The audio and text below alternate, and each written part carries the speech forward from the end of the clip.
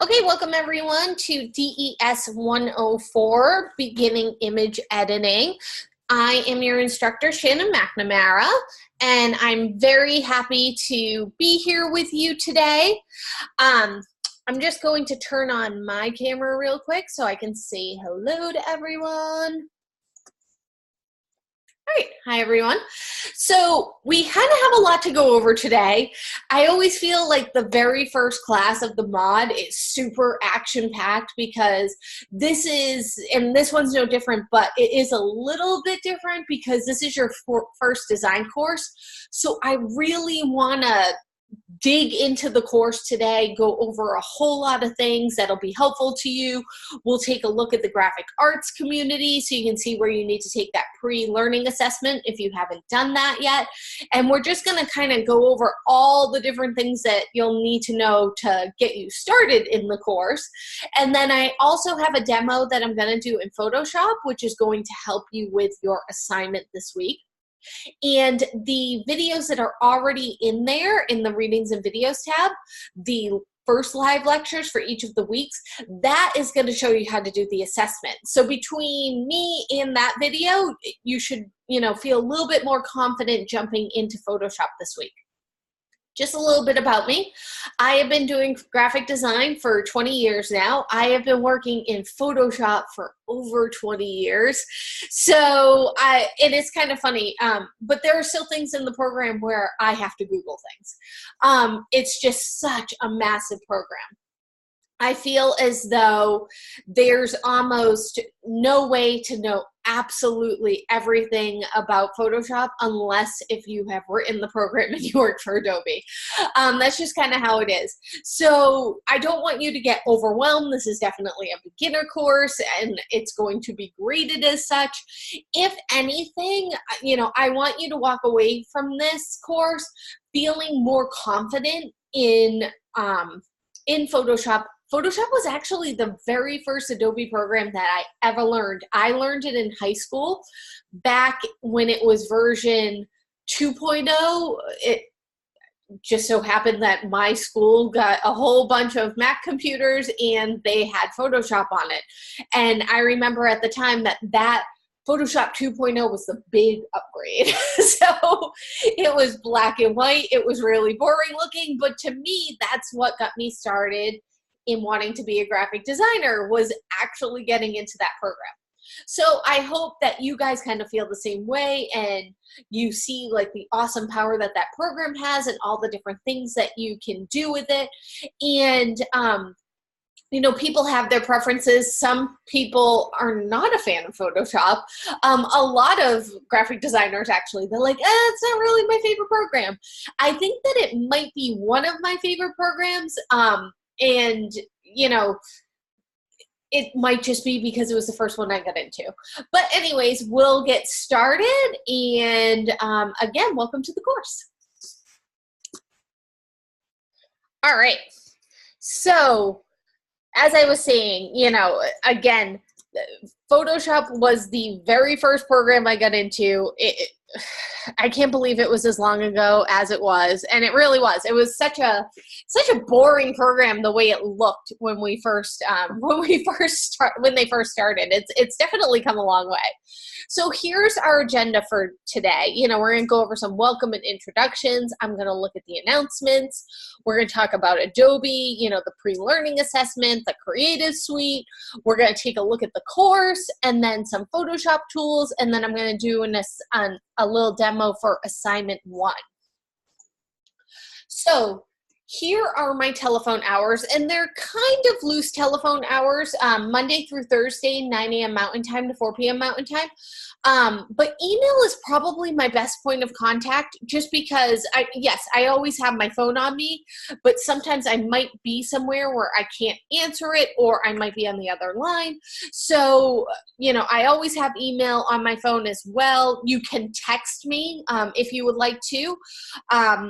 And again, just note that I am located in Eastern Standard Time and everything does go to my cell phone. which I keep on my bedside. So if you text me at 2 a.m., it's going to go to my cell phone. Those are some good instances where you should probably send me an email. Just kind of be aware of what the time is.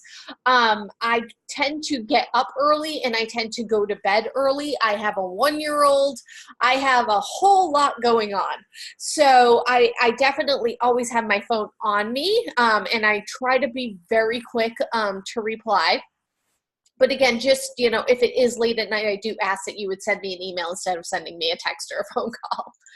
All right, so in our course, there is an introduce yourself discussion post. If you are kind of stumped as to what to put in there, I always like to share this slide with my students because I feel like every time I go into the introduce yourself post, the first couple of times when I was back at school, and while I go to school now, I was like, what do I talk about? So I kind of put together a couple of bullet points that might be helpful. You can say your name, where you're located, what your major is. Do you have any experience with Photoshop before you got into this class? Have you received your Mac yet? Have you taken the pre-learning assessment? Have you loaded your Adobe applications? Do you have any career goals?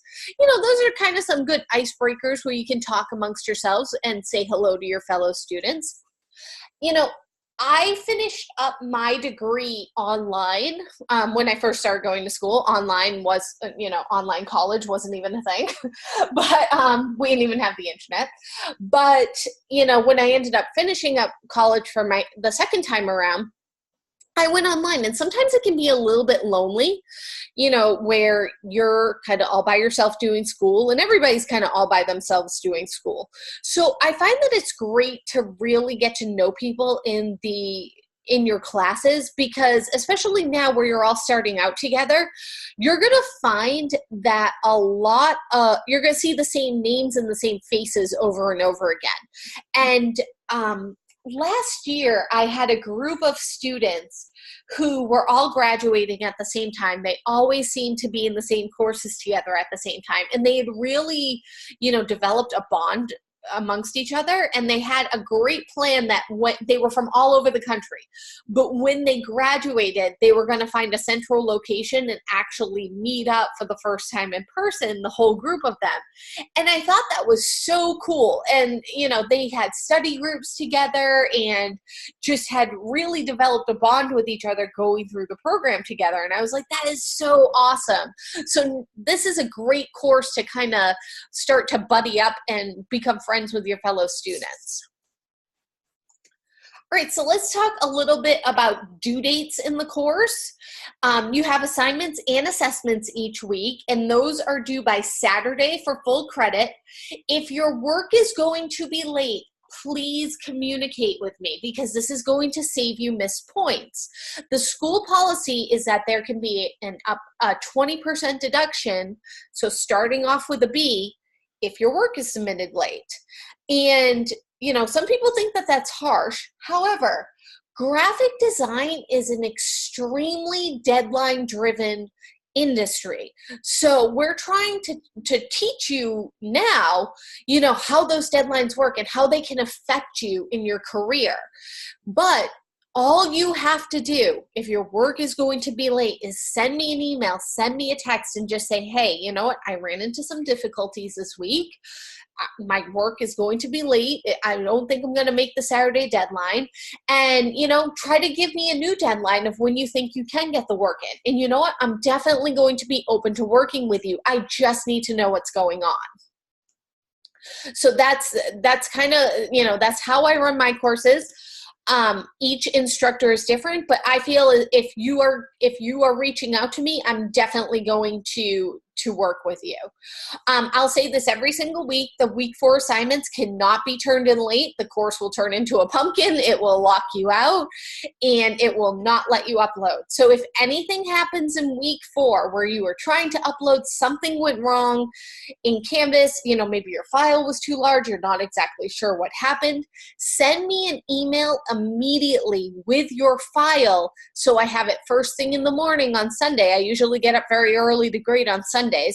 And I will grade it if something goes wrong. But if I don't hear from you in week 4 and there's nothing submitted, I'm just going to assume that you didn't do your work. We're also going to have discussion posts in this class. So there's one each week, and your original post is due by Wednesday at midnight, and you also need to respond to 2 of your fellow students by Saturday, and make sure that you're posting on 2 different days. Late discussion posts will only be accepted 1 week after the deadline. And then as far as the work for weeks 1 and 2, that will close out on the last Friday of the course if it has not been submitted. And it will definitely be with a 20% deduction if it's that late. All right, so let's look at our schedule. We're going to have our live sessions on Mondays from 10 to 12 p.m. Mountain Time, but then we also have multi-sessions in this course. And that's kind of, just an open session. They're not recorded. They're not mandatory. They're for you to come in if you're having some problems with your assignment, if you have a question, or if you need some one-on-one tutoring. That's what those are there for. And those are on Tuesdays from 10 a.m. to 2 p.m. Mountain Time. And the reasons why I like to hold both of them early in the week is it gives you ample time during the week to be able to get your assignments done. So you're not waiting for the live session. You're not waiting for the multi-session. And if you do need some outside help outside of those time frames, the Student Success Center is open, there's tutoring available, and no appointment is necessary. Which is kind of a good segue for us to go and take a look at our course. One second, let me just get out of student view for this. And we'll go into one of the courses. And I'll make sure it looks just like yours, minus the pink bar at the bottom. All right. So, yes. So we do have a learning coach this mod, and her name is Wanda Bryant, and I actually just posted her flyer this morning. And while we're in here, we can take a look at some of the other announcements. And I know that there's a lot of announcements. There's going to be a lot of announcements in DES 104 just because there's so much for you guys to kind of learn about the school and about the, the graphic arts community and kind of how our graphic arts courses are held. And so I know it seems like there's a lot of information in the announcements, especially this week, but this is all stuff that you can kind of hold on to that's going to help you out throughout your duration of going to school here. So I like to make sure that I can give you as much information as possible so that way you have all the tools you need to be able to succeed. So we'll take a look at all of these. All right. So first up, whoops, there we go. Wanda Bryant, she is our learning coach. So these are her hours in Mountain Time for this week. If you need some help outside of when Wanda's available and when I am available, the good thing about DES 104 is there are a lot of different learning coaches who would be able to help you out in the Student Success Center. And that's a good thing, because almost everyone in there is going to know about Photoshop and be able to help you out. So let's take a look at the Student Success Center, which you can get to right from the homepage. And there's a bit of a process that you're going to have to go through to get in. So what you're going to want to do is start with this purple Blackboard tab, and it gives you your login instructions. So the first thing you have to do is click on the link here, and if you've never logged into the Student Success Center, or for whatever reason you need to download the launcher again, it's going to give you a screen that asks you, are you on a Mac or Windows? And then it's going to have a file for you to download. And it's going to be a zip file, which you'll then have to locate, which is usually in your downloads folder. And you'll have to unzip it. And then next you'll have to go back to the web browser and click on the join button. And the screen will change to showing that join button. And then, under the login to the session, you would enter your first name and your last name and then press login. And then there'll be an icon on the screen, which shows that you're up and running. And then usually when you enter, you'll see a screen like this, and the person will ask you, you know, hey, what can I help you out with today? And if you say, I'm in DES 104 and I have a couple of Photoshop questions, they'll put you in with the learning coach who will definitely be able to assist you. I have used the Student Success Center in the past. I actually am also going to school here for my master's. So I had to get in with the learning coach because I just wanted to double check that a paper in my first mod that I was going was really an APA format, because it had been quite a while since I had done APA format. So what I will let you know is it kind of took me the first time a couple of tries to get into the Student Success Center, like of launching the launcher for it. It took a couple of tries. So just kind of realize that if that happens, you might have to just kind of double click on it more than one time. Just because it happened to me in the past. So again, if Wanda's not there, that's okay. You know, there's definitely going to be a whole bunch of learning coaches who will be able to help you out. Actually, we can take a look too and see what their hours are for this week. So if you want to know what the actual hours for the whole Student Success Center are, you can go, again, through that link, go to hours of operation, and then you'll scroll down to graphic arts. And you can see, you know, week 1, it's pretty much from noon to 7 today, until 9 p.m. tomorrow, till 11 p.m. on Wednesday, Friday till 11 p.m., and then Saturday till 11 p.m. So there's a lot of days where they're there pretty late, and these are all mountain time. So you can see the whole schedule for the entire mod, which is great. All right, I also have put in here just a couple of helpful videos and links for you, as well as some apps. When you upload a PDF file to your assignment or your assessment, I can actually leave you feedback right on the PDF file or right on the JPEG that you upload. So I made a little video a couple of mods ago on how to see that feedback in the gradebook. It shows a different course, but the way you get in to see it is exactly the same. Also, if you haven't done this yet, put the Canvas app on your phone. There's a link to the Apple and the Android store here. This is definitely going to help you because you can actually log in right from the app and do your daily checkpoints. You can see the announcements for the course. You can message me right through the app. So there's a lot of different things that you can do. I believe, you know, it's a little bit difficult, obviously, to type on your phone, but if need be, you could do the discussion post on your phone as well, or at least respond to 2 of your students from your phone. So this has come in handy for me multiple times because, like I said, I go to school here too. So I actually run the Canvas app under my instructor login on my cell phone. So that way when I'm out and about, if I need to get in touch with you guys or post an announcement, I can log right in. But on my iPad, which I usually keep at home and keep upstairs, I log in as my student account. And if I'm up there in the morning, I try to do my daily checkpoints every single morning. I have a reminder that reminds me to do it so I don't forget. And I'll grab my iPad, I'll do the daily checkpoint, and at least I know that I've gotten that done today. And then I've also given you a link to Citation Machine and to Google Docs in case if you do not have Microsoft Word on your computer. However, the school gives you a free version of Word.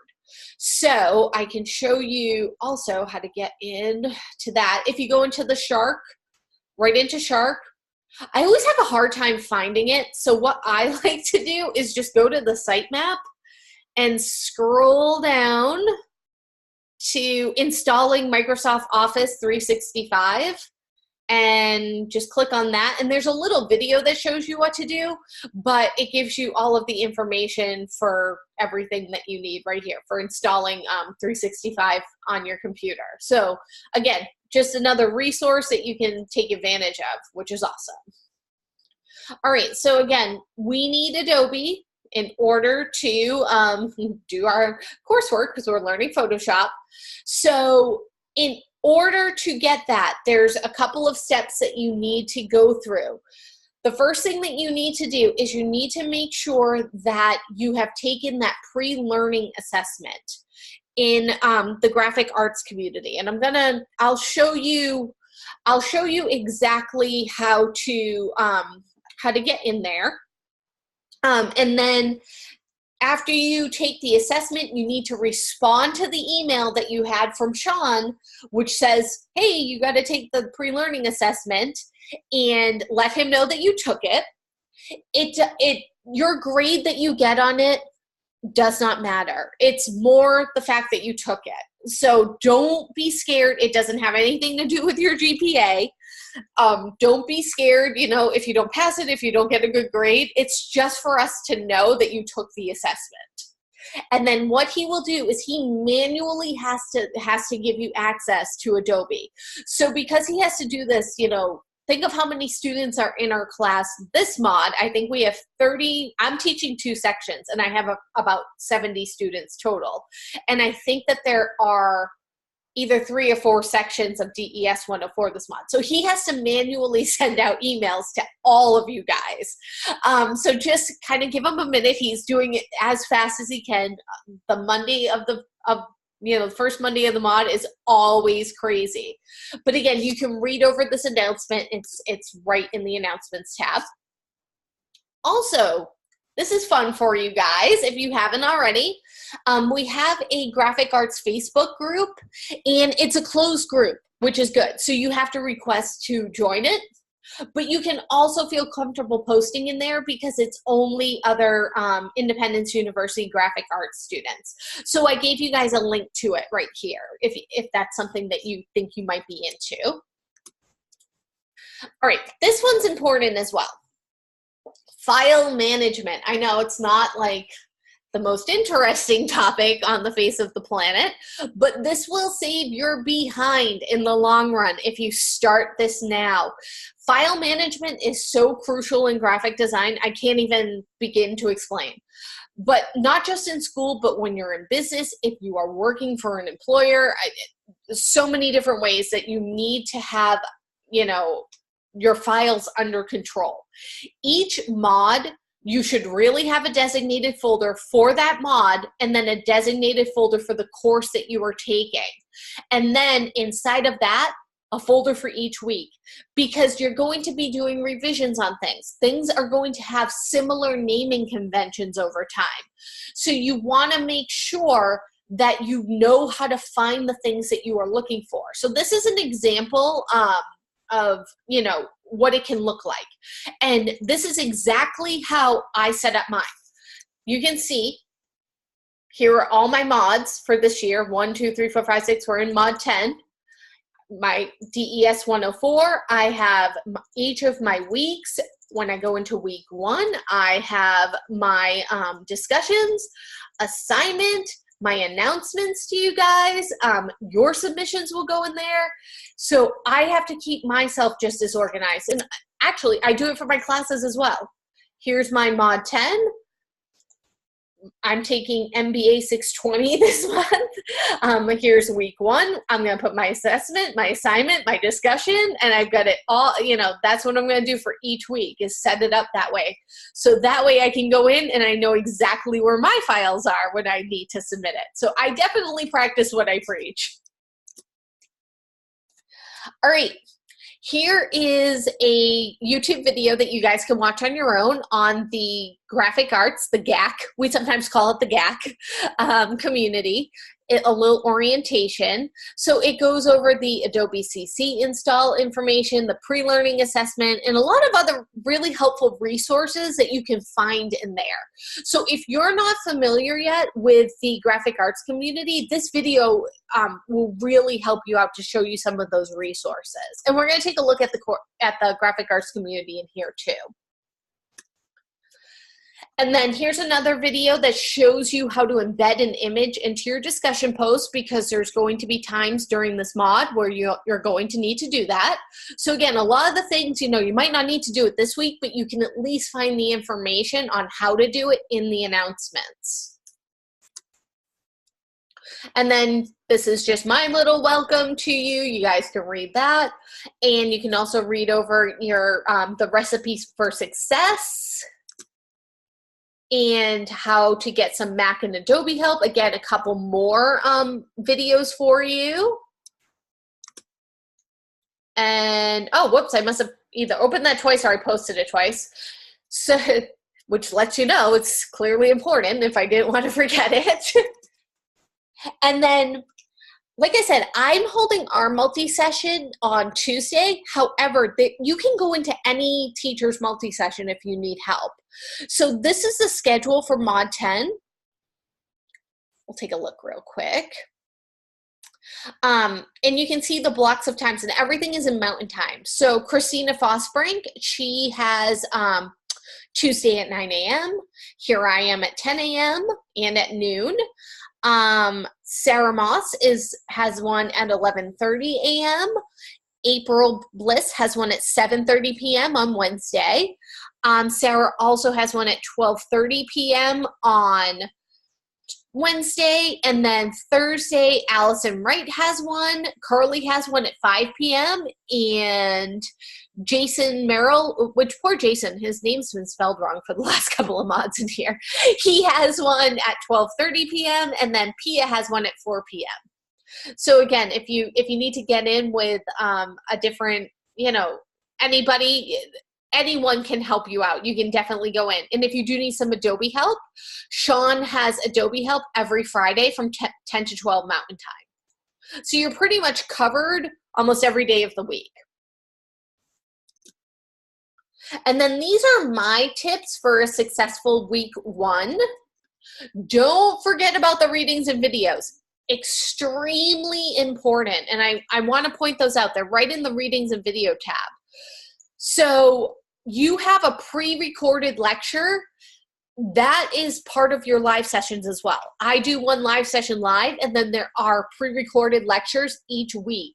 And again, this one goes over, getting your computer up and running, installing Adobe, how to be successful in the course, and then there's a great intro to the Photoshop workspace. And then there is also some information and a demo on the assessment for this week. There's also another video, an Adobe video on how to select part of an image, how to make a custom banner, and then there's also the lynda.com playlist. I can't explain to you how awesome it is that we have lynda.com at our fingertips when one of my jobs actually used to pay for a subscription for us, and it was so, so great. And one of my friends from that previous job, she's going to be starting as an instructor here in a couple of mods. And I was showing her around our course yesterday. And I said, oh yeah, so this is their lynda.com playlist. And she was like, oh, that is so awesome that they have lynda.com. And I was like, I know. She's like, remember when we had it and it was the greatest thing ever? I said, yes, I do. So we as graphic designers understand how cool it is to have access to lynda.com. So there's some great Photoshop, intro videos for you, and everything's a video, which is great. So it's not like reading, or, sometimes you'll run into some readings, but there's a lot of really great videos that really get into, in depth into things, which is awesome. So you don't want to forget about those readings and videos. Also, if you're not feeling really confident doing your discussion posts for the week, get into the Writing Center. Week 1 at the Writing Center is always really busy. But you can try to make a live appointment. If you want a live appointment, I would get in there and try to schedule it now. But they also take paper submissions, and they will look things over, give you some notes. Week 1, I would say to expect the 48-hour turnaround. So if you need something back by Wednesday, you're probably going to want to try to submit it tonight. Also, if you're looking for the recorded sessions, they're going to be in 2 places, which is great. They're going to be in the live session tab. Just the recording itself will be in there. But I do share my slides with you, and I put those in the announcements with a a link to the recording on YouTube as well, because I feel like I give you a lot of information in the slides, and I want to make sure that you guys can save it, you know, go back to it if you need it. So I always share my slides with you. Again, if you need some extra help, make sure you're visiting the Student Success Center. If you need some help with that Mac when it comes in, you can go to the Computer Support Center. There's some great, you know, startup videos there. Also, don't forget about your daily checkpoints. Remember to take those each day. If you haven't yet, make sure that you say hello in the introduce yourself discussion post. It doesn't show up right here. To get to it, click on week 1 and just scroll down, and it's right here under week 1 introductions. And you'll see that I'm in there. Elizabeth said hi already. Awesome. And then I even gave you, you know, just some little information on pairing fonts. You know, some people always ask me questions like, I don't know what are the best fonts. So no matter the course, I always love to give this information so that way you guys just have it. And then a little reminder that paying for a college education and not attending is the same as reserving a hotel room and then sleeping on the bench at night. Don't do that. Make sure you're coming. Make sure you're present. And again, Adobe Help is offered on Friday. Oh, I need to change that. Friday. That time, he changed the time. And then, oh, my schedule. Okay, so my schedule is I take Fridays off. I am usually out of the house on Fridays. I'm usually out of town on Fridays. I go across the state to visit my mom so she can see my daughter on Fridays. So I am usually, I can try to check things on my phone, but I'm not super available on Fridays. Saturday, I also take a full day off. Sunday, I work in the morning because I try to get all of your grades in and everything graded and back to you so you'll have it for the week. And then I tend to take the rest of the day off. So, you know, again, you might have a couple of emails from me on Friday morning. I try to go in and make sure that, you know, I've cleaned out my email bin. I've responded to anybody's questions, but just kind of be aware of what my schedule is when you're trying to get in touch with me. All right, so again, I know a lot of announcements, a lot of information that I'm kind of throwing at you. Again, this is why I like to share everything with you, so that way you can kind of go back through, digest it all on your own. All right, so how are you going to succeed in this course? That's really what we all want to know, right? I mean, we're going to school for a reason. I'm going to school for a reason. You're going to school for a reason. And at the end of the day, we all want to pass our classes. So here's how to succeed in my courses. Make sure that you're reading the announcements, because this is how I communicate with you. I don't get to see you guys in person, so that's how I have to communicate. Make sure that you're participating in the discussion each week. Those discussions are worth 60 points each week, and those points really add up. Make sure that you're completing your assignments on time. Make sure that you're doing the daily checkpoints. If you can attend the live session live, that's great. If you can't because you have work or you have other commitments, I completely understand. So just make sure that you're watching the video then. Also, if you need some extra help, make sure that you either come to my multi-session or to one of the other instructors' multi-sessions. And again, communication is key. So I always like to show this slide too, because people open up Photoshop for the first time and they see all these different tools, and then they see that there's more tools off of the tools, and they start to get really overwhelmed and a little bit scared. And I completely understand that. So I like to show this slide and say, I get it. I know that this looks overwhelming, but don't worry, we're not going to be using all of these. And again, I have been using Photoshop for over 20 years, and there are some tools that I have just never used because they just don't pertain to what it is that I'm doing. So, you know, don't be scared. Don't be overwhelmed. The best way to really, you know, really understand the programs is get in there and play around on your own. You would be so surprised at how many different things that you'll learn just by kind of messing around with the program. You know, make you a little bit more comfortable in it too. All right, so again, the best ways to get a hold of me, here's my phone number. It's 860-576-8176 and my email. You can find both of these in the About the Instructor tab on the homepage. Again, you can always message me through Canvas. That goes right to my email as well. All right, so if you need some Mac help, again, that announcement that we went over, and also getting to know your Mac in the GA community. Also, there is a Mac workshop in the Student Success Center with Tara Cowles, and I believe that the times for those are listed in the GA community as well. And then Adobe CC installation, the instructions are in the GA community. There's email and info from Sean. Make sure if you don't have it that you check your junk mail. You need to first take that pre-learning assessment and then next reply to the email from Sean and confirm that you took the assessment. And then you will receive an access granted email from Adobe with those installation steps.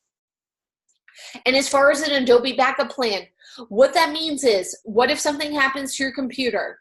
Do you have a backup plan?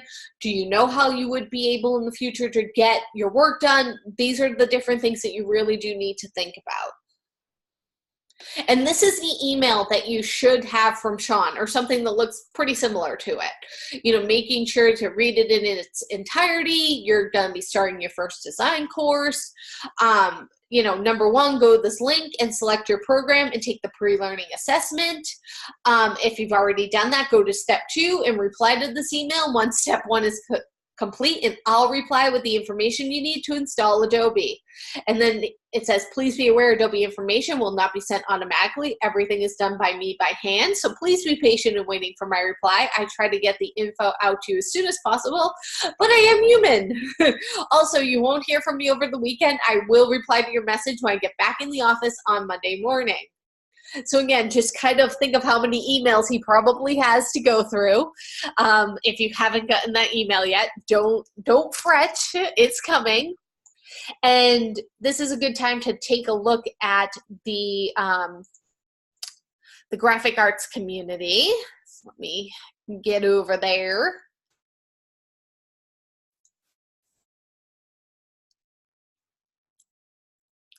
All right, so you were probably added to this course and you might have been a little bit confused, like, is this a class I have to take? I thought I was only in one class this month. Nothing in here, is anything that you're going to be graded on, for school, let's say. It's really a whole bunch of resources for you. So here it is, that pre-learning assessment. It's right here, top tab. And we'll click on that. So what you would do is you would, depending on your program that you're in, if you're in the associate's program, you'll click on this one. If you're in the bachelor's program, you'll click on this one. If you're in the bachelor's program information design, you'll click on this one. And if you're in web design and development, you'll click on this one. I'm just going to click on the associate's program. And it shows you, this pre-learning assessment has been created to determine what, if anything, you know about the field of graphic arts before you take your course. Don't worry, this is not a test, it's not graded, but it is required for you to take it before you start your design class in your 4th mod. You will not receive your Adobe CC account information until you take this pre-learning assessment. You'll have 60 minutes to go through the assessment. The questions will show one at a time, and you are given only one opportunity to answer each question. Please do not try to look up or Google the answers. Just get the answer that you feel fits best to each question. And if you don't know the answer, that's okay. The goal is to establish a starting point for you. So think of this assessment as a bird's eye view of the content that you're going to be learning in your upcoming courses. So, again, then you'll just take the quiz, and after you're done, you can kind of poke around a little bit, see different things. You can get to that, again, the multi-session schedules right in there as well. This is where you would go to get to all the student groups, which are awesome. So you can see that every Wednesday at 5 p.m. there's an activity for you guys to do. Weeks 1 and 3 is Design Club. Week 2 is Coffee with Creatives. And week 4 is the AIGA student group. So again, lots of different fun groups that you guys can join and be a part of. So just kind of poke around in the graphic arts community and see what's going on in there. And I'll bring us back into our course. I have to like leave student view, go back into student view in order to bounce around in Canvas for you guys. All right, so again, you know, that graphic arts community, there's resources for Adobe, there's announcements, there's lynda.com access, student groups and activities, the discussion forum, the Facebook groups, there's so much information in there. So let's talk about your course that you're in now. You're in your, you know, you're starting your 100 level DES classes, and you're going to have a couple of them before you get to your level 200 classes.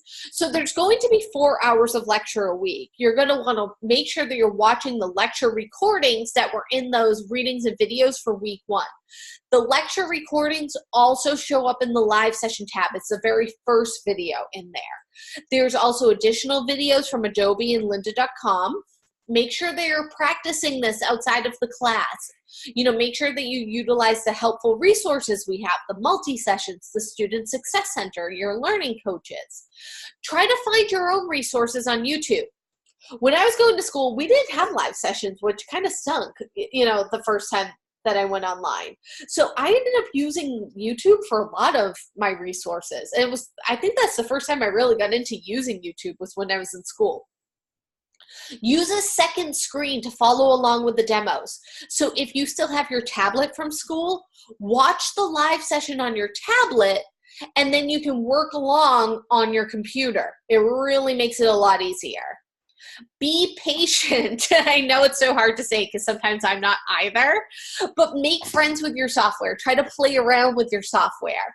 Becoming a good designer requires a lot of work and a lot of dedication. It doesn't happen overnight. And again, you know, make sure that you're looking at that recipe for success. If you do need help and assistance, again, those multi-sessions, the class coaches, the Student Success Center, everything can be found in the announcements. Excuse me. So then there's also a great video that you can watch, because I'll share my slides with you, or it's actually a little bit of a how-to, you know, on what is Photoshop. You know, it's image editing, it's image manipulation, it's a digitally based design program. In this link, you'll find some learning and support, lots of troubleshooting, which is great, and then a couple of tutorials, beginner tutorials, also awesome. So again, you're learning Photoshop now. Baby steps. This class is designed for beginners. And I get it. It's gonna feel like you're jumping in with 2 feet if you haven't ever opened the program before. I completely understand it. So again, take your time and get acquainted with it. Watch a couple of different tutorials. Maybe you'll find a tutorial online that really makes sense to you. So kind of poke around and look for some resources. There are several ways to access tools and functions. That's kind of the good thing about Adobe is there's never just one way to get to the end product, to get to the end solution. You know, it's not an exact science. Graphic design is never an exact science, and it's also not a straight A to B and then you're done. When, you know, some people are, you know, start here, end here, and you're finished. Graphic design kind of looks like this. You're all over the screen, you know? I mean, seriously, like it's like, and right here. So don't get discouraged if you're not done in an hour. It just doesn't work that way. Again, if you need some extra help, come to the open session. Go to Adobe Help in the GAC community. There's a whole Adobe page in there. And then again, let me know if you're running late on week 1's assignment. I know some of you haven't gotten your computers in yet. I'm trying to look up that information for you. I've got a couple of different emails out, and as soon as I know something, I'll post an announcement. But, you know, try to make every effort to avoid falling behind in week 1. But I do understand if you're waiting for your computer, it can feel really stressful. There can be a lot of anxiety about that. Just know that you're not alone. There's a couple of you who are definitely still waiting. And also, if you were affected by the hurricane, if you were in an area that needed to be evacuated, please let me know, because FedEx had stopped delivering to some of those areas. So I might need to check your zip code for you to see if you were in an affected area for FedEx, or you can check it yourself too to double check. So again, we kind of went over the class a little bit. I kind of skipped ahead and went in there. But again, make sure that you're watching the required lectures, that pre-recorded session. Take notes, pause, follow along in Photoshop on your computer. If you try to do shortcuts, if you try to skip through the video just to get done, you're going to end up shortchanging yourself, and it's going to be apparent in your work. So just keep that in mind. Make sure that you're watching in full those pre-recorded lectures with Carly. Carly's awesome, so you should enjoy the pre-recorded lectures before you start your assignment. Then also go back in and rewatch our live session for this week. So some other resources, again, the weekly media videos and readings, Tuesday multi-sessions, other instructor multi-sessions, and then those optional videos. Take advantage of all the resources that we have for you. Don't struggle alone. This school has a ton of resources available to you. I went to UConn, and I didn't have 1/8 of the amount of resources available that you guys have. I was just kind of out there like, hello, I have a question. Can anybody answer me? And, half the time I didn't get an answer. And that's how a lot of schools can be. So really take advantage of all the resources that we have available. All right. Again, you have a discussion post for this week. So why don't we go in and take a look at your discussion post. You need to have a substantive post, and that is a post that consists of at least 150 words and at least one APA formatted citation. And there are resources available in the classroom. And again, you can go to the Writing Center if you need a little bit of help. As far as plagiarism goes, don't plagiarize. You should post your opinion, but make sure that you're backing it up with research. You can summarize information in your own words. If you're copying from another source, you must add quotation marks and a citation because that was not yours. APA, I'm not going to be as crazy about APA in this course, but make sure that you have a reference and you've at least included your reference. And make sure that you're learning from something from your research. This is where points in learning are really different. So let's take a look at our discussion post for this week. We're going to be talking about raster and vector artwork. So I'm going to go over the background with you. Photoshop is essentially a raster-based program, which means that the images created in Photoshop are made up of these little squares of color, and they're called pixels. And if you're familiar with a TV, your monitor, everything kind of runs on pixels. So Photoshop also does has some vector functionality, which is actually kind of new in the last few years in Photoshop, which means that the designs can be created to be scalable. So let's look at those terms. Raster images include photographs, drawn illustrations, digital paintings, as well as many shapes that are made using the pixel mode in Photoshop. There are 3 modes available when you're drawing shapes in Photoshop: a shape, a path, and pixels. Raster images are made from pixels, and another term for this is bitmap. If you zoom into a raster-based image to more than 100%, you'll get to see those little individual colors, squares of colors. For that reason, when you increase the size of a raster image, the pixels will become larger, resulting in a pixelated-looking image with a jagged edge. Though raster has limitations, they are necessary for designers who want photorealism, actual photos in their work. So you can see right here, this is a pixelated raster image. It's been scaled, and you can see how it gets all blurry on the edges. This one is vector, and you can see how it's nice and smooth, because no matter how you scale it, how big you scale it, it never loses its crispness. So the rule when it comes to working with photographs, illustrations, or other raster-based image is to never increase its size past 100%. I know it says never increase its size, but it's like if you went down and you don't, if you scaled it down and you didn't commit to scaling it down, you can always be like, Command Z, go back to 100%. And then we have raster resolution. So resolution is the amount of pixels inside of a design. If you have a high resolution image, which we also call high res, that means that there are many pixels for every inch of the design. Usually where we consider high res is 300 pixels per inch. But if you have something that's low resolution or low res, that means that there are fewer pixels for every inch of a design. High resolution images are meant for print, and low resolution images are meant for the screen and web media. So if you find an image on Google, it's going to be low res, because when we upload images to the web, we upload them as 72 dpi. So let's see if I'm looking for a image, and I find this one right here, or this one. Well, it's not that big.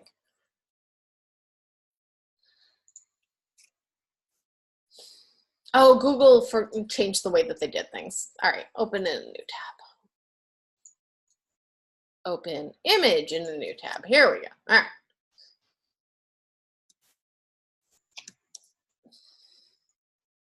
So I'm going to copy this image into Photoshop right now.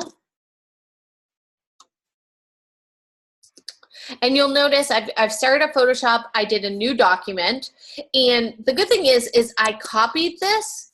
I right-clicked and I did copy image. And when I got to Photoshop, it says, hey, you've got something on your clipboard. It's 460 pixels by 613 pixels at 72 dpi. Like, you want us to set up a document for that? And I say, yeah, do it. Let's do this. And I'm going to paste it right in. Perfect. Here he is. And at 100%, he still looks nice and crisp. But let's see what happens when I start to scale, to zoom in. See how we can start to see all of those squares? Those are those pixels that we're talking about, where, if we made him more than 100%, you would see how fuzzy he starts to get. He's become pixelated. So that's what that means. So that's something that you want to consider, especially when you're looking for images on the web or you get an image from the web. Scalability, or scale, is the ability to resize a raster image. You will want to resize images in order to make them fit your design in an appealing way. But again, an important note, you can always take a large raster image and shrink it down, but you can't take a small image and increase it without losing that resolution. So again, let's go back. I am going to make him the size he is. So if I go to image size, zoom, where's my zoom? I tend to use, sometimes I'll use quick keys and I forget where things are located. So hold on. Zoom, zoom, zoom, zoom, zoom, or view. There we go, view. I want him to be 100%. So that's Command or Control 1. So I've made him 100%. And again, now he doesn't look so pixelated. But let's say that I want to scale him to twice the size that he is, because he's currently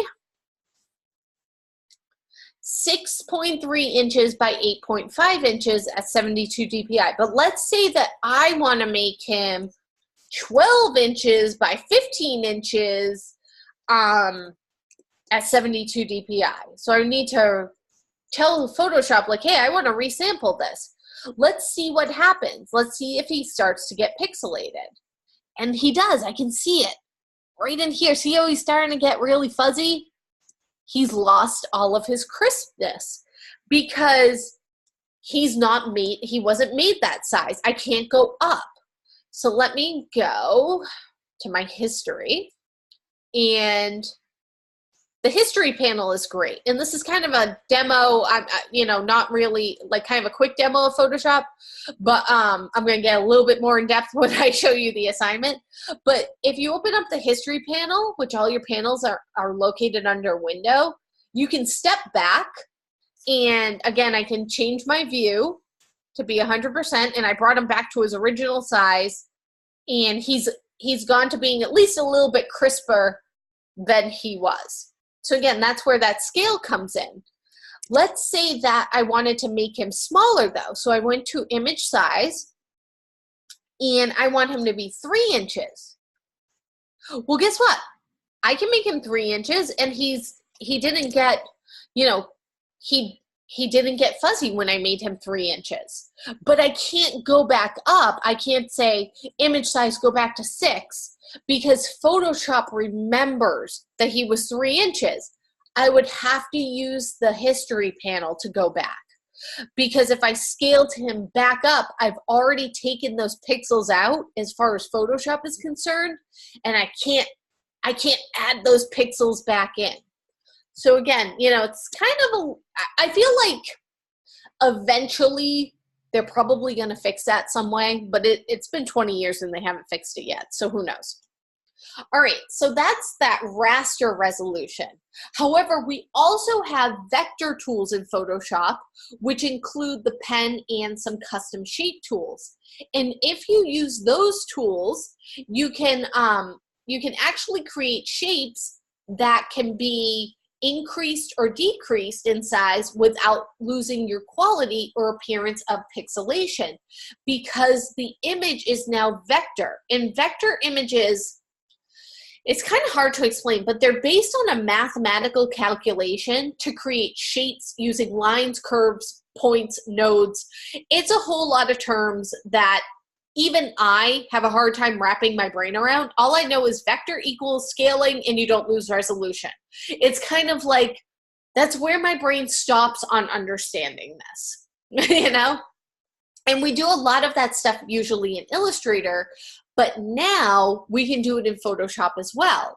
So logos, those need to be vector images because you're always going to need a logo at a different size. Think of logos that run on billboards, or maybe a logo that runs on a business card. You need to have that scalability to be able to use it at any different size.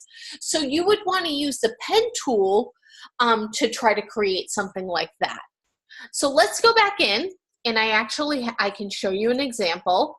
I'm going to create a new document, and I'm going to make it the same exact size as this document. But this time, I'm going to just grab something from my library, and I think I know where he is.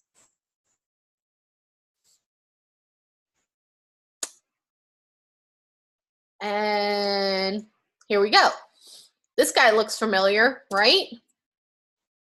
Well, this version compared to this version was created in Illustrator. So when I zoom in, he's vector based, which means that, clearly you can see some of the squares because I dragged him into Photoshop into a document that was only 72 DPI, but you're not seeing all of that same pixelation that's happening. So what I can do is I can go into image size, and I can bump this up to 300 DPI, and he didn't lose his resolution. Now he's becoming even crisper because he's vector based. He can be scaled. So I can, change his image size to be 12 inches by 15 inches. And look, he didn't lose his resolution. So this is one way that we can kind of, with an illustration anyways, get around that bitmap issue that happens, that pixelation issue that happens, is we can redraw an image to make it vector. So, you know, kind of a cool demo. I didn't draw him. My husband drew him. He's really, really, really good at doing custom illustrations. So that's kind of that difference when you're scaling vector versus scaling raster artwork. Sometimes it's a little bit easier to see it as a demo than to try to wrap your brain around reading about it. So when you're saving those vector files, it's really important that to maintain scalability, that you save them as a PSD format, because the scalability means that the image can be resized without losing that resolution. But if you save it as a JPEG and then you go in and you try to scale it, it's no longer scalable because Photoshop doesn't remember. Remember how I made that original Totoro guy? I made him, I brought him down to 3 inches, and then I said, well, I want to go back up to 6. But Photoshop already forgot that he was already 6 inches. It just isn't built to remember the pixels. So, all right, a little bit of a very in-depth background for this week, but here's your prompt for this week. So this is what you need to answer in the discussion post. I want you to imagine that you're designing a branding campaign for a client that will involve a variety of different deliverables. There's going to be a very large billboard, a small postcard, a magazine ad, and then one of those web banner ads. And each of those deliverables, so each of those advertisements, will have the company's logo on it. But the imagery for the campaign will encompass both photographic elements, so a picture, and illustration elements, similar to Apple's advertising campaign for the iPod circa 2003 to 2005. And you can learn more about this campaign right here on this in this link. So I want you to research the key differences between vector and raster artwork, and based on that research, you need to describe what those differences are, and be sure to cite your sources. Then look for an example of each of the deliverables described above and link or an embedded image and answer the following questions. Which elements of the deliverables should be created using vector artwork? So artwork that's scalable. Should it be the logo or the photo? Which element of the deliverables should be created using raster artwork? So that's pixel-based. Should that be the photo or the logo? And then for your citation, you might use articles that show an example of the differences between raster images and vector images. You might also find articles from experts that suggest how audiences react to different types of imagery. So again, you know, it's always good to get somebody else's take on it. Your initial and reply post should work to develop a group understanding of the topic, challenge each other, build on each other. Always be respectful, but discuss this and figure it out together. So per the due date and participation requirements for this course, you need to submit 1 main post with 1 citation, as well as 2 follow-up posts to your fellow students that are at least 50 words. And the responses can be addressed to both your initial thread. You know, if somebody responded to you in your initial thread, you can respond back to them. But don't copy and paste the same reply to 2 different people. Also, if you see someone who doesn't have a reply yet to their discussion post, it would be really nice if you went in and talked about it with them so everybody feels that, you know, they have someone participating on their post. Remember that this is graded, so it should be submitted on time. That's worth 20% right there. And using proper grammar and spelling is also worth 20%. Take my advice, write up your discussion post in Microsoft Word or Google Docs before you post it. That's how I do all of my discussion posts, because I tend to sometimes go off on a tangent when I'm writing, and I'll, you know, maybe misspell things. There might be some grammatical errors, and it's going to catch it for me. So here are some samples. If you need to look at what some benchmark A-level work looks like, you can look at samples. And again, I've already posted in the discussion this week, so when you are ready, just hit the reply button and you can post as well. And I'm going to show you real quick how to embed an image right from the web. So you'll notice how right from Google Images, I right-clicked and I went to Open Image in a new tab. And what I want to do is I want to grab the URL that ends in .jpeg or .png or whatever it might end in, and I'm going to copy that. Then in my discussion post, let me see, I'm going to hit reply. I'm going to say, to learn how to embed this image, watch today's live session. And I'm going to go to the embed image. It kind of looks like a mountain with the sun rising. And you want to just paste in the URL right there. And you can add in some alt text too. So if somebody is, looking on their cell phone and it doesn't load, at least it gives the alt text for what it is that they should have been looking at. And I'll hit update. And there it is. There he is. Totoro's in there. And then I'll hit post reply. So that's a quick and easy way that you can put that image right in there. And I feel like when we see images, we're more likely to probably engage in the post. At least I am. I'm always like, ooh, somebody shared some photos. We're visual learners. All right, so that's our discussion post for this week. Let's take a look at our week 1 assignment, and then we'll hop back into Photoshop. Let me make sure I've gone over everything I wanted to go over. I thought that this is big. I not only accept, but I definitely encourage you to revise and resubmit your projects. You can have 1 revision per assignment for grading. So make sure that you utilize the critique and the feedback that I give you to make your work better. It's a really good practice of your skills to do this. The assignment needs to be on time to submit revisions unless you have otherwise arranged it with me. So if your assignment is late and you never got in touch with me to say, hey, my assignment's going to be late, and then you want to revise it, you need to arrange for me to grade that revision. Again, that's opening up those lines of communication. And then again, the deadlines, anything that's late, make sure that you're contacting me, because after the deadline is just that. It's after the deadline. It's going to be penalized for being late. Here's your recipes for success. You guys can read that over on your own. I have a kind of a good way of keeping up with the class. Again, you can read that on your own. Before I get into the demo and into Photoshop, does anybody have any questions? I know that I just threw a whole ton of information at you today.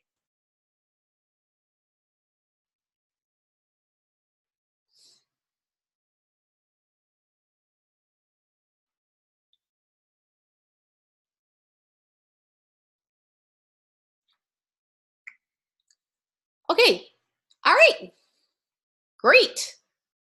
And if you find that when you get back into this on your own, you have a question, just feel free to email me. No worries at all.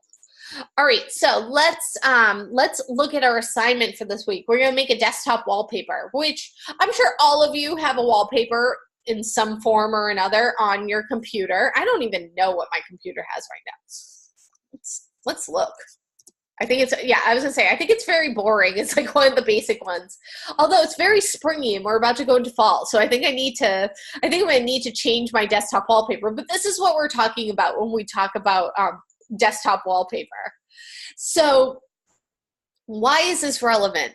It's, even if you're not going to be designing desktop wallpapers as a graphic designer, although I must say that sounds like a pretty cool job, it's a good way for you to familiarize yourself with the tools of Photoshop. It is really a good first step to getting into the program.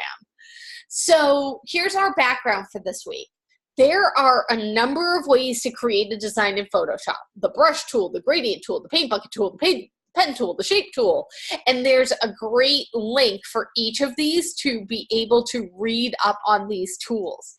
And there are all ways that art can be made with this software. Again, like I said, there's no one way to kind of get at the end result. So this week we're going to look at shape layers as a simple way to create both vector and raster images. So if you look in your tool panel, which let me pull up Photoshop for a moment. I'm gonna get rid of Totoro. I don't need to save him. See you later, alligator. You can see all of your different tools. And when you first get in here, you're going to kind of have this blank screen. Like, where do I start? So you can create a new document, and I'm not going to create the correct size right now that we need. I'm just going to quickly make a document so that way you guys can, you know, see what's going on. All right, so here's our tool panel. And there's a lot, you know, you can kind of set it up like this. There's two little tabs over here, and you can make it shorter. I kind of like it this way. And again, it really, really is personal preference. However, this is new, and it's kind of funny. You guys will definitely find this helpful if it is your first time in the program. If you hover over the tools, it shows you what the tool is, and it kind of gives you a little video demo of it. For people like me who've been in the program for 20 years, who are like, what is this? Get off my screen. Like we're old men, get off my yard. But, you know, it really is helpful. And honestly, they have moved some of the tools around over the last few years. So even I have been like, oh, wait a minute, I don't know where that's located anymore. Maybe I should watch the little video, because they've changed up over the years, you know, how the icons look. So here we are. But these are the different shape tools. So what you have marquee tools. You have a rectangle marquee tool, an elliptical marquee tool, a single row or a single column marquee tool. And when you draw a shape with that, you get what we call the little ants marching, where it looks like the dotted line is kind of marching around the screen. You zoom in a little bit. And sure, you can use these tools to create shapes. So let's say that I just want to kind of create a red box here. So I've got my color open. Again, Carly's video goes more into setting up your desktop. Yours will probably look different than mine.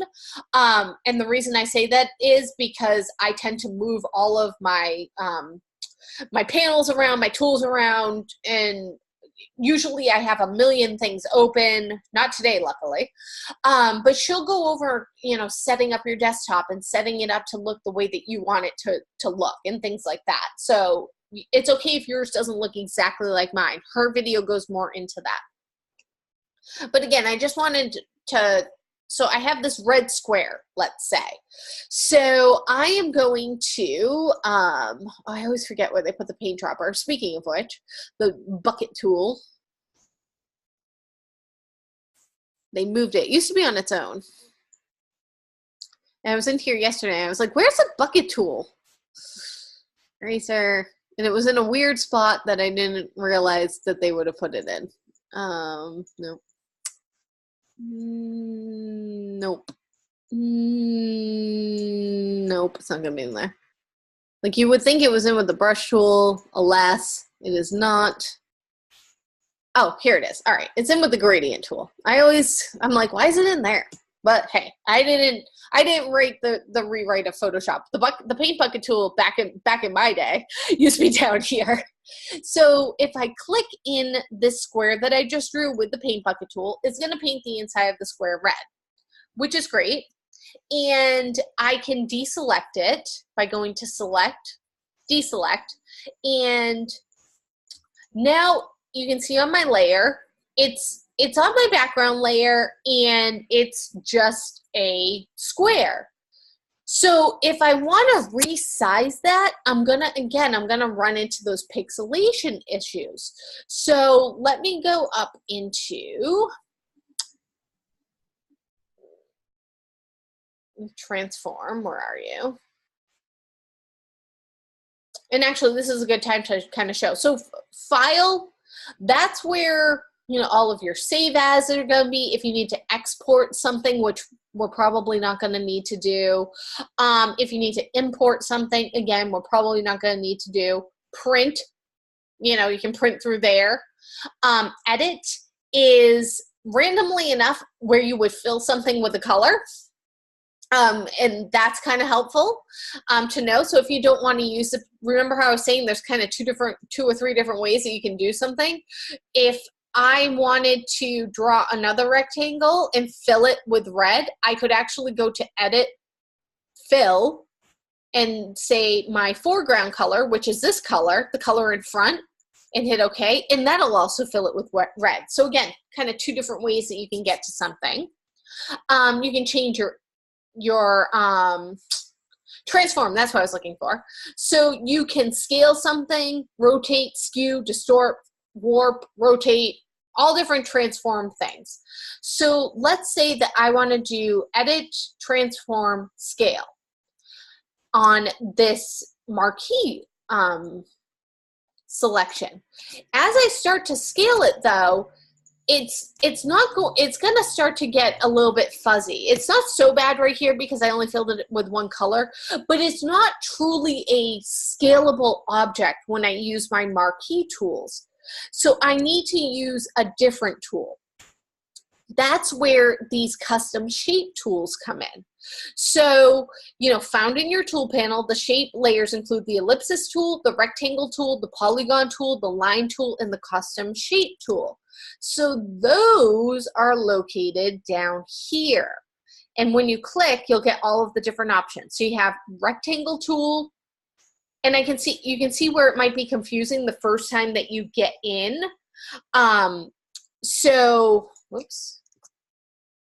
So here, the rectangle marquee tool, it has the dotted lines.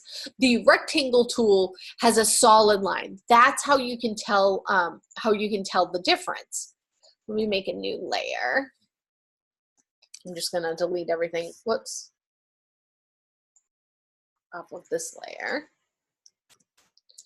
All right. So if I use my rectangle tool now and I start to draw things, I have now drawn a shape which is scalable, and I can change, the size of that shape. Again, if I do an edit, transform, scale, this isn't going to lose its resolution when I start to scale it. So again, it's just a difference. They kind of look alike, but it's a difference between the two tools. So there's also, once selected, there's 3 shape modes that are available: shape, path, and pixels. So the shape mode creates a vector shape that can be easily resized, edited, and you can change the color. The path shape creates a path which can be stroked, filled, edited, or turned into a selection. And then pixels creates a raster shape. So again, that's that pixels. When you think pixels, think not easily editable, and that can increase the size of the object after placing it, and it can become blurry or pixelated. So ellipsis, rectangle, and line. The ellipsis, rectangle, and line tool are simple shape layers that can be drawn by simply clicking and dragging. Hold down the shift button in order to make your ellipsis perfectly circular or your rectangle perfectly square. You would want to utilize the ellipsis tool when you're drawing a circle or an elliptical shape, and you would want to use the rectangle tool when you're drawing a square or rectangle shape. Pretty straightforward. And you would use the line tool when drawing a line. So then we have the polygon shape, and that allows you to draw a many-sided shape. So this feature would be used on an image when you would want to add a polygon shape, a star, a multi-sided shape to an image. An added feature of this tool is the ability to transform that shape into a star with how many points that you want. There are also options to change the quality of the star shape by increasing or decreasing the depth of the points, or creating smooth corners or smooth indents by clicking on the gear icon at the top of the screen and changing the setting that appears in the dialog box. Then we have a custom shape tool. This one's kind of a new tool, honestly. The custom shape tool gives designers access to Photoshop's custom shape library, and there's a lot of fun custom shapes in there. The custom shape library is a collection of default shapes and symbols that can be quickly drawn just by clicking and dragging. It is possible to also draw and save your own shapes to the custom shape library, as well as purchasing and downloading additional custom shapes and then installing them into your custom shape library. So let's have some fun and utilize these tools to create our project. So here's our prompt for this week. For this assignment, you're going to create your first Photoshop project. It's going to be a desktop wallpaper that utilizes Photoshop's shape tools. This is your first project, so it really is your chance to experiment with the tools and interact with the software. Feel free to create any design that you like. So, but you need to follow these specifications, the instructions. We're going to create a document that is 1024 pixels by 768 pixels. Don't accidentally make your document inches, because 1024 inches by 768 inches will be a ginormous document. And then we also want to make sure that the resolution is 72 pixels per inch, because it's going to just go on our screen. It's not for print. And then we're going to save our document at the end as a native PSD file, and we're going to name it DES104, your first, assignment 1 underscore, your first and last name. So not first and last name, but your first and last name. And then you're going to create a new layer and fill it with a background color using the paint bucket tool. You're going to utilize at least 3 of the 4 shape layers, so the ellipsis, the rectangle, polygon, and custom shape tool, to create an abstract composition. Have fun with this. You know, explore additional tools such as the paintbrush, adjustment layers, and any other tool that you might find to enhance your final composition. But make sure that you have at least used 3 of the 4 shape tools in the composition. Then we're going to save the file as both a PSD file and a JPEG. So you need to have 2 different files. And then you're going to submit them both for grading. Make sure you do not flatten the layers in your PSD file, because once you flatten them and you save them as flattened, you can't get that back. So keep that in mind. And then you would upload it to the for the assignment. So make sure also that you're reading over the rubric. Did you follow the instructions? Did you submit it on time?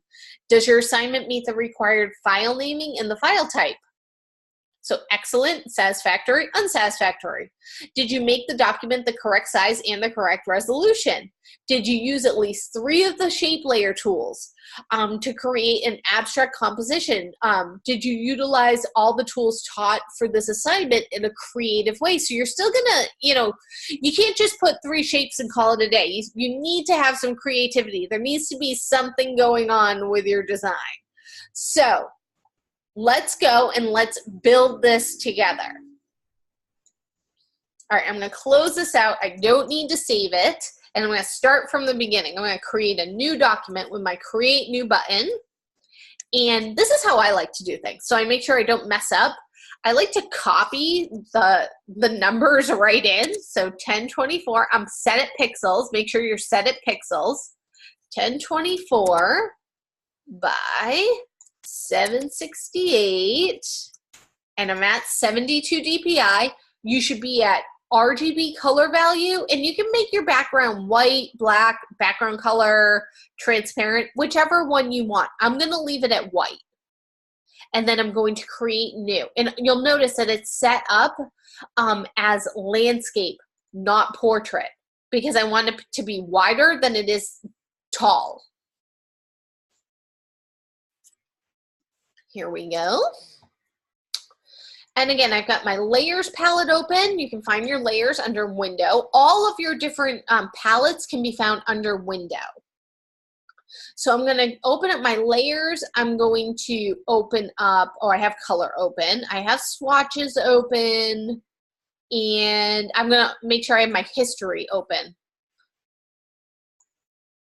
And I don't really need my libraries open, but I'm just gonna, I'll leave them open just cause. And I like to pull these out of the dock. Yours might automatically dock them on the side. Again, it's really up to you how you want to set up your workspace. All right, so first things first. I need to save my document as a PSD file. And why do we save first? Because programs can crash. I can't tell you how many times I've lost something just because I didn't stop and save it. So save and save often. That is my mantra. Every class you take with me, you will hear me say save and save often.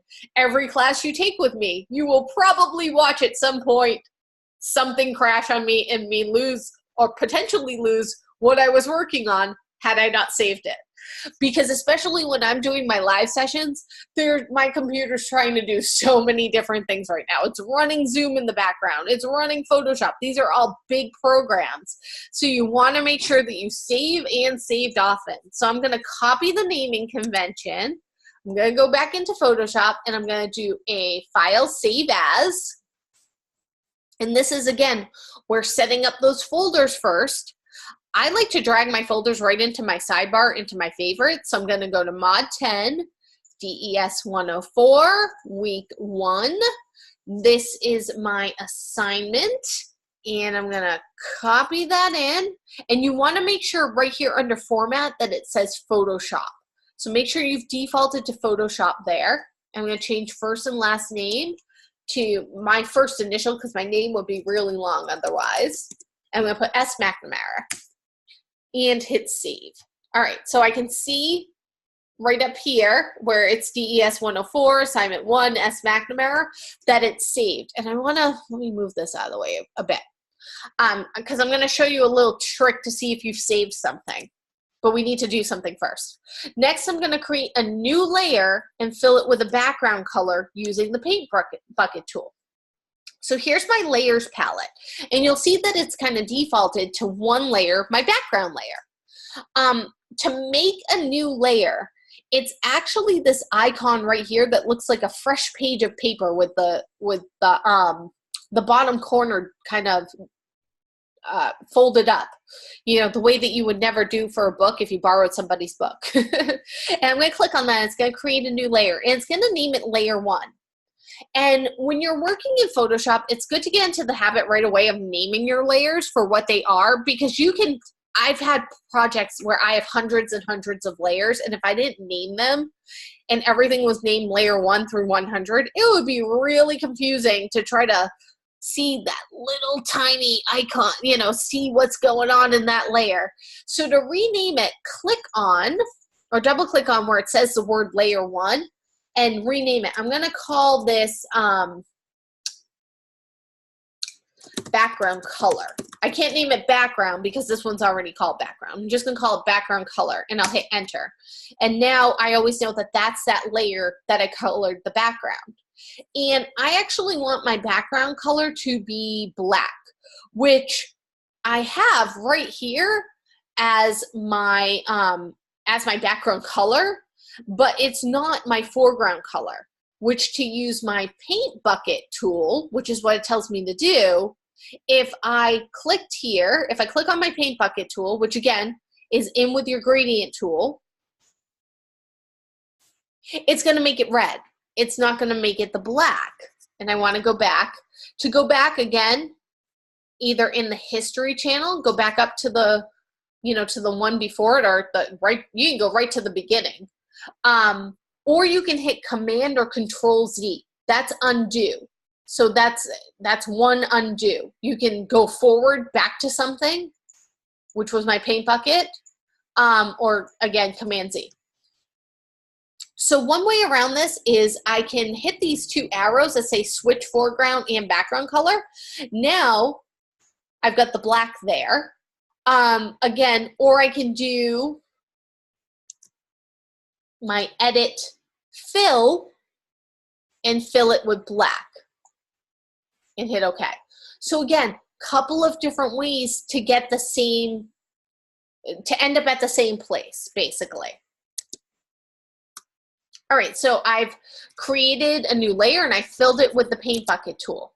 You'll notice, and this is kind of why I wanted to do that right away, you'll notice how now there's a little asterisk after my naming convention, after it tells me that the background color and RGB and everything else, there's an asterisk at the end. If you see that asterisk, that means that your file is not saved to the current version that's on your screen. So you're either going to want to do a Command or Control S or a file save. And as soon as I do that, you're going to get this maximum compatibility. Just hit OK. it'll save it. See how it got rid of that asterisk? That's how it's a little visual to know if your file's saved. So kind of get used to looking for that.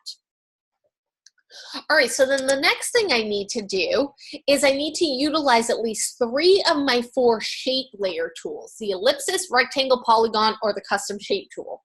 And I'm gonna create an abstract, fun composition. And yeah, it's gonna be fun, let me tell you.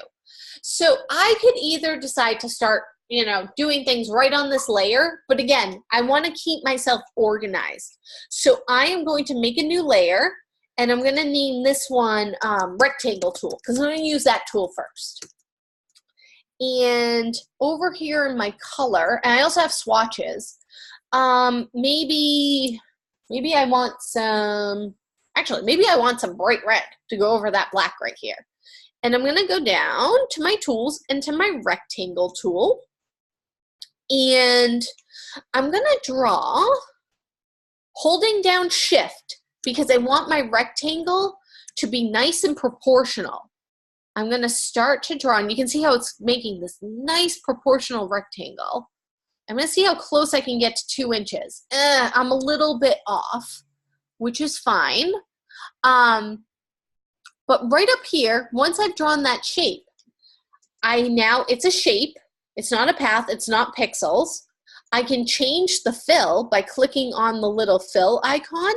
I can change it to yellow, maybe if I wanted it yellow. I can change it to a gradient, from red to nothing, which is why the black is showing through. And you can change your gradients up. Again, you can kind of mess with this a little bit. I can change it to a pattern on the inside. You can actually load here's some custom patterns that I've loaded. So I could change that to a pattern, again, or a color. Lots of different options. I can put a stroke on the outside. That's like a border on it. So maybe I wanted a gray border, and I want that border to be 10 or 12 pixels. Maybe I want that border to look like a coupon border. Yes, lots of different options I can do. And if I want to take the border off, click on the stroke, and go to this blank with the line through. That means none, basically. Same thing here. If I want to get rid of the color, I could change it to none. But I'm gonna leave it as yellow. All right, so I've got 1 square there. And, again, you might want to put all of your different shapes on a different layer if you're worried that you want to start scaling things, and again, if you go to edit, transform, scale, I can scale this and make it bigger. But if I have another shape on the same layer right here, and again, I have nothing selected, and I go to edit, transform, scale, it's going to grab both of them together because they're both on the same layer. So you may want to put things on a different layer. Where did my history go? Where are you?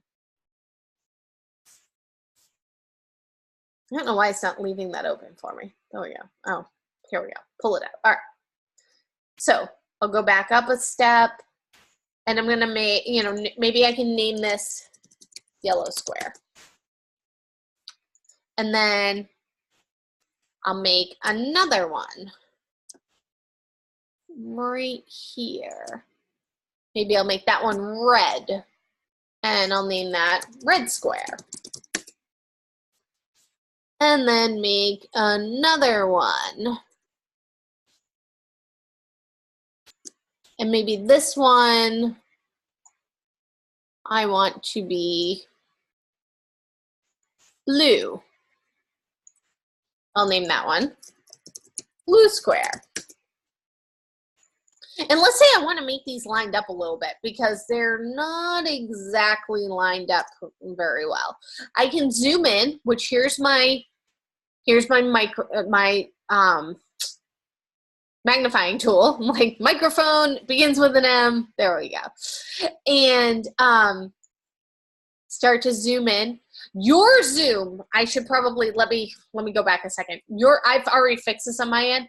Your Zoom will most likely default to a scrubby Zoom, which is up here in the options, which means that as you start to click, it doesn't draw the marquee, it just zooms for you in and out.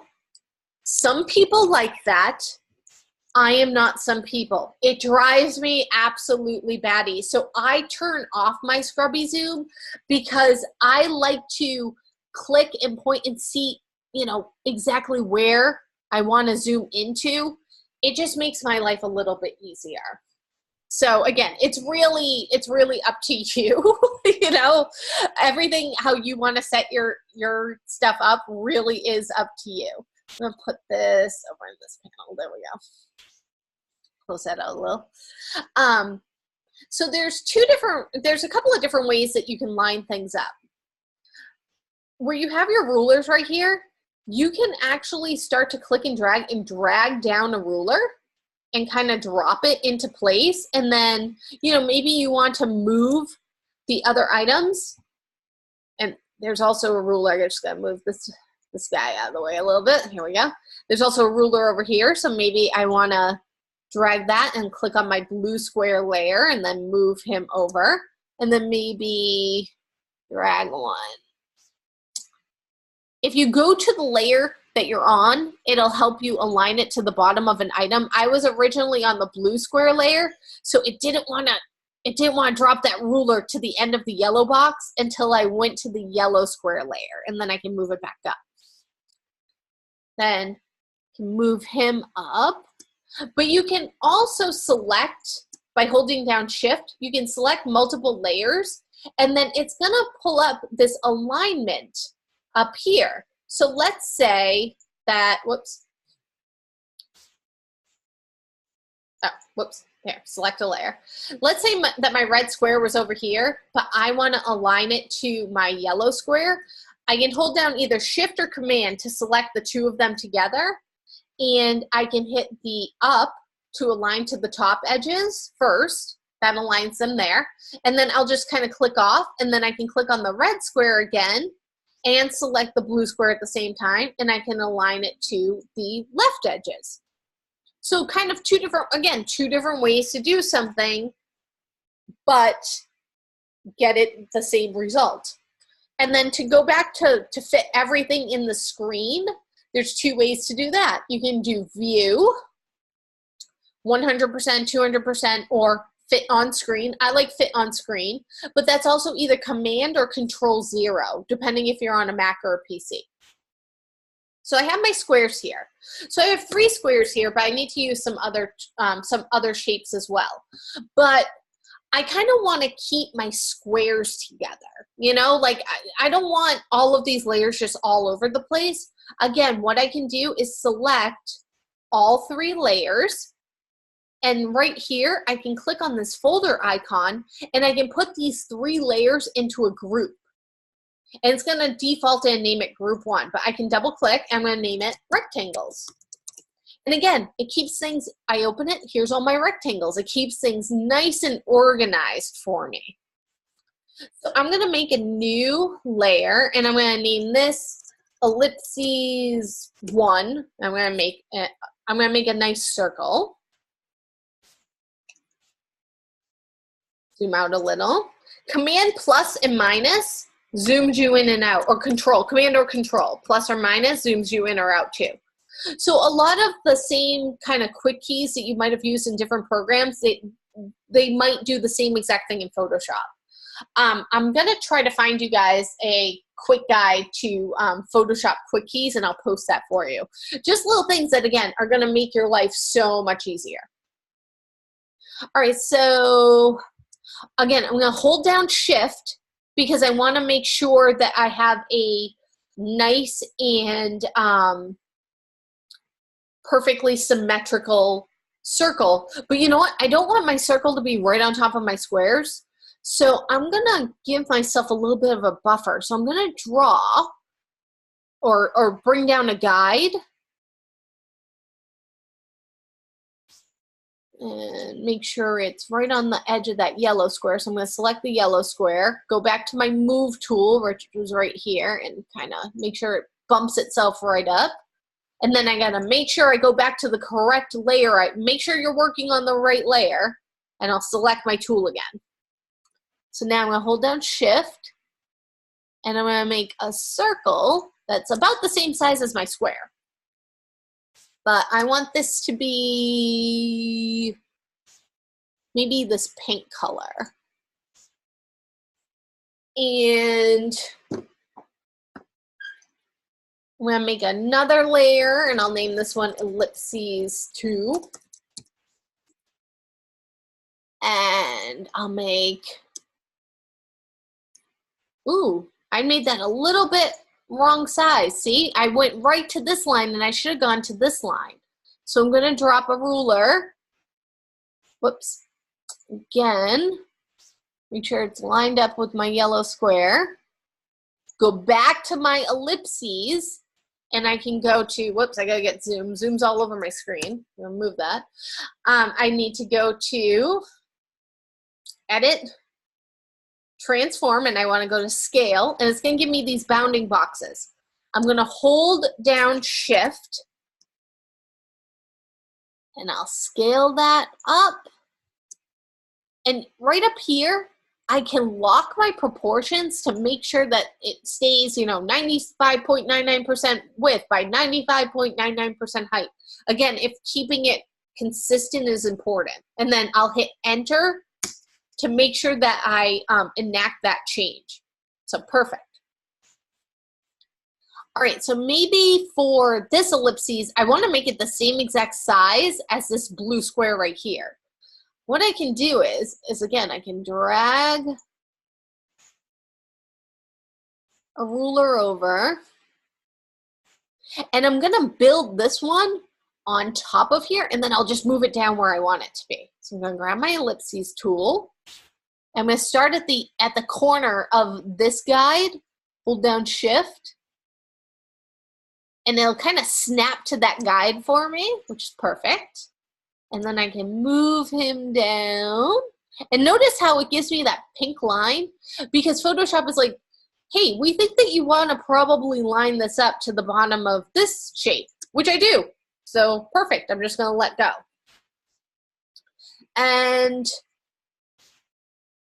over here under my properties, I can change the color of that one because I didn't want red. I'm going to change it to orange, let's say. And then I'm going to do the same thing for my third ellipses. I'm going to make a new layer, ellipses 2, or ellipses 3. And this one, I want to be the same size as my red square I have up here. So I'm going to draw a couple more guides. Go to my ellipses tool. I'll start at this edge, hold down Shift. And you can't see it because it changed it to the same red, but I'm going to change this one to green. Whoops. Ooh, I have both of these selected. Oh, see what I did there? I accidentally drew this on the wrong layer. I drew my ellipses on my red square layer. So I need to go back into my history, and I need to fix that. I need to go up to my new guide. That was the last thing I did before I kind of messed up. Select the correct layer, and I need to do that again. Starting at the corner. There we go. Now it's on the correct layer. Change my fill to green and move that down. There we go. And then I'll want to do the same thing I did for my rectangles. I'm going to grab all 3 ellipses, and I'm going to put them in a group. And again, it's going to name it group 1 again because I named this one rectangle. So I'm going to double click, and I'm going to name it ellipses. So I've got 2 of my 3 shapes now. So next I'm going to make a layer, and why don't we do for our third shape, why don't we do one of those custom shapes? So I'm going to name it Custom 1. And I'm going to put these 3 shapes down here. I'm going to draw a rule that goes to the bottom of this ellipses. So again, move tool, make sure it's nice and neat. I want to have some space in between my rectangles and my ellipses for my tool. So I'm going to drop it. That looks about the same. And I'm also going to pre-draw some of these other guides. So this one goes to the top of the orange circle.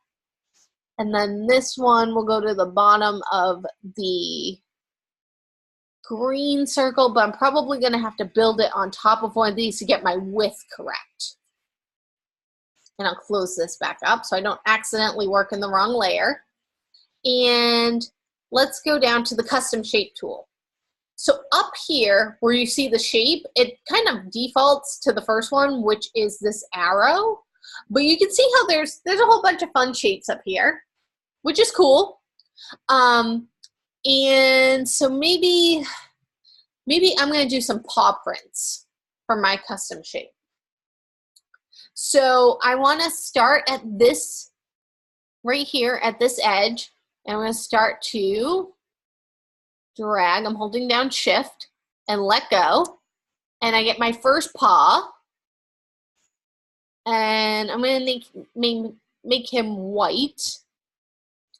Then I'll drag him over to where he goes.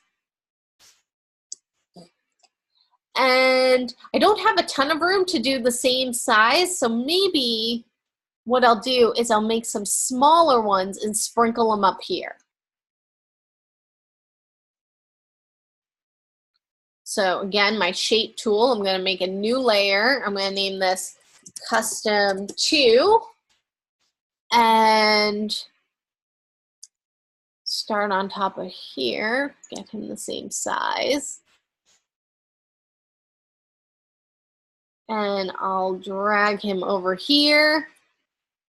And I forgot to change his color before I did it. Where is he?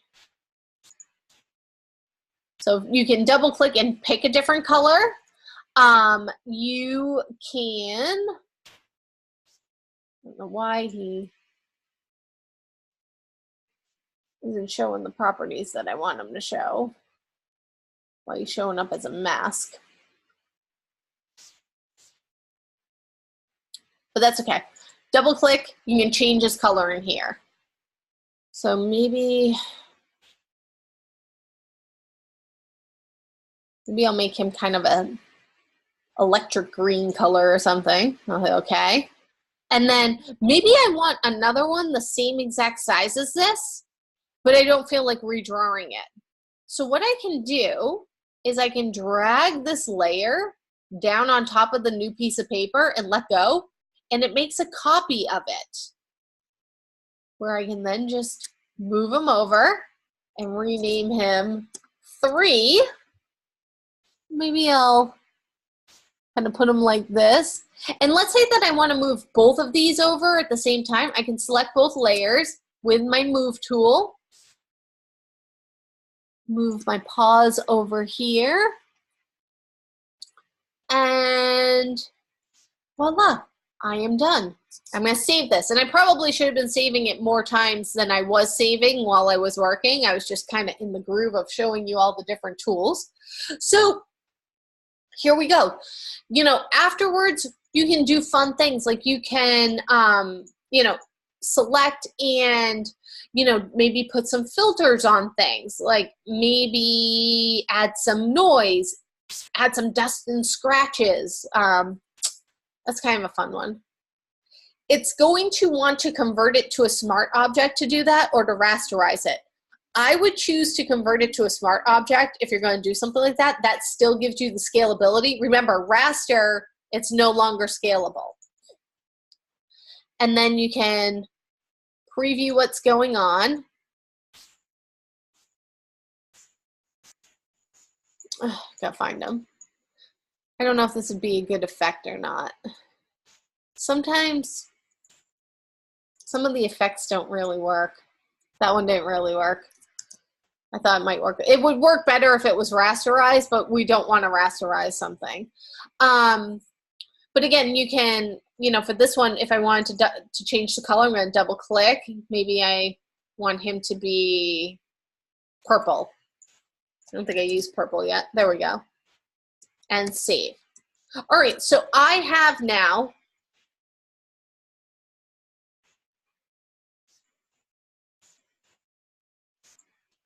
come on, open up my PSD file. Once I'm sure that everything is the way I want it to be, save that file, you know, I'm going to save it, and then that's when I'm going to do my save as and save it as a JPEG because I need to submit both versions. So again, I'm going to you can either grab the naming convention or you can do it the way I'm going to show you. You're going to go back into Photoshop and you're going to do a file, save as, and where it says Photoshop right here, this is most likely the way you're going to want to do it so things don't get messed up. You're going to want to change the drop down to be JPEG, because even if you just change the naming convention to JPEG, it doesn't actually change the file type to JPEG. It just names your PSD file as a JPEG. And it can sometimes get corrupted that way if you do things like that. So again, you can see that you have your PSD file and your JPEG, and you're going to want to hit save. It's up to you. You can leave the quality at 8. I sometimes like to do a large file, but again, it's really up to you. And then hit OK. And close this out. Go back in, and you'll see that you have your JPEG and your PSD file. They should look exactly the same. And then what you're going to do is you're going to go in and up here at the top, click Submit Assignment. You're going to choose a file, navigate over to where you saved it. Again, it's always going to go to the last place you were.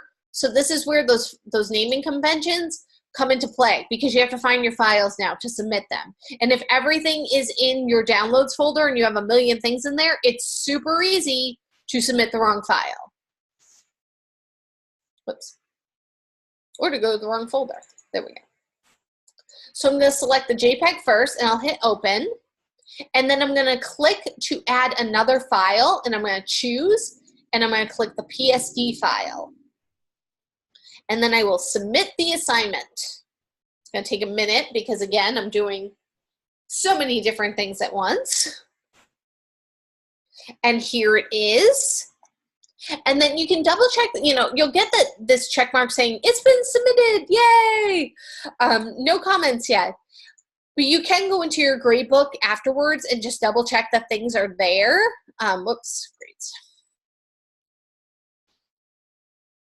By scrolling down and see where it shows, here it is, that you've submitted something.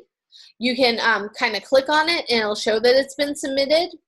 This is also where after you get your grade, you can view the feedback from me. You would just click on View Feedback, and this is where I can mark up, and it'll show the markup of any notes that I might have left for you. You can also see the rubric where you may or may not have lost points. So this is kind of, you know, again, really, really informative to make sure that you're getting you know, all of the feedback that you need if you want to redo your assignment to get back any missed points that you might have missed. All right, so again, I know that we went over a ton of things today. Is there anything that I can answer a question about? We're going to take a quick look at the assessment, but just anything that I can answer about the assignment right now? I know it's one of those things where you're going to really just need to get into the program, get your feet wet, and, you know, see how it goes.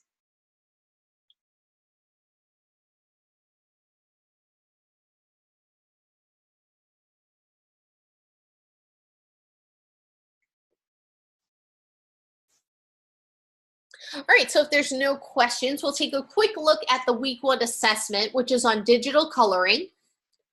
So let's read over the background. Photoshop selection tools allow designers to select a certain part of an image or layer and cut it out, color it, adjust it, or manipulate it. As we move forward with learning about the program, we will learn that these selection tools can be used for a more advanced technique called masking, which enables us to combine multiple images together into a composite and edit the image with non-destructive editing techniques. The basic selection techniques that we will cover this week are the marquee tools. Those are those ones with the marching ants that I was showing you. The quick selection tool, the lasso tool, and the pen tool. And again, this demo is in your first live session video, the pre-recorded video. So the marquee tool, these tools create circular or rectangular selections. The quick selection tool, this works similar to the magic wand tool. It helps you to make a selection based on the similarly colored pixels and lets you paint to refine the selection. The lasso tool, these include the standard lasso tool, the polygon lasso tool, and the magnetic lasso tool, which also allow you to draw an outline around the area that you want to select. The standard lasso lets you draw freeform selections following the movement of the cursor. The polygon lasso tool only makes straight lines. And the magnetic lasso tool is attracted to high contrast colors. I don't know why that keeps showing up on the screen. And it will snap to an edge to text. The pen tool is ideal for selecting objects made of smooth curves and straight lines and can be easily edited before it is converted to a selection. I will say this, the pen tool takes practice. You know, practice, practice, practice. I don't think I really mastered the pen tool for a couple of years. My husband is a master at the pen tool. I am not as much of a master as him, but I've gotten a lot better over the years. So don't feel too discouraged with the pen tool. It really takes a lot of practice. There are a few more steps involved in making a selection with the pen tool versus the other selection tools, but it is a better tool to use in that scenario. You'll need to make sure that the pen is on the path mode, and then you will need to turn the path into a selection by clicking on the Make Selection button. So again, just a few more steps. Non-destructive editing is a way of working in Photoshop that means every change can be easily undone or revised. This means multiple image elements will be separate from each other in the document in order to maximize efficiency when editing or revising. Making good selections and working non-destructive editing is what we're going to practice in this week's assignment. So for this assessment, you're going to color the provided image by altering the image utilizing non-destructive editing techniques. So first things first, download the image, open the file in Photoshop, and then do a file save as and name it as a PSD file, and then you're going to follow along with the prompts. You know, changing the image blend mode to multiply, making a new layer. And again, this is all gone over in that first live session video. When you submit your submission, you need to submit it as a PSD file and then do a file export, save for the web, and save it as a JPEG at maximum quality. And they're both going to have the same naming convention, but one will be .jpeg and one will be .psd. And then you're going to submit those for grading. So again, make sure that you watch the video, go over the rubric, read up on the different, what non-destructive editing is. Don't forget to download the image and have fun. This is a fun assignment. So again, lots of information this week. I know. Make sure that you are watching those extra videos. Again, if you go to the live session recording, you can find the first lecture right here. You can also find it under the readings and videos. And I will post for you my slides in the announcements, and I'll post the video in both the live session tab and the announcements. So thank you so much to everybody who was able to make it today, and thank you to everybody who's watching at home. I really hope that you enjoyed this course. And again, if you have questions, concerns, if you need anything, please feel free to shoot me an email. You can always come to the multi-session tomorrow. And definitely have fun. This is your first design class, and I'm super excited that you guys are starting. All right, so have a great day, everyone, and thank you again.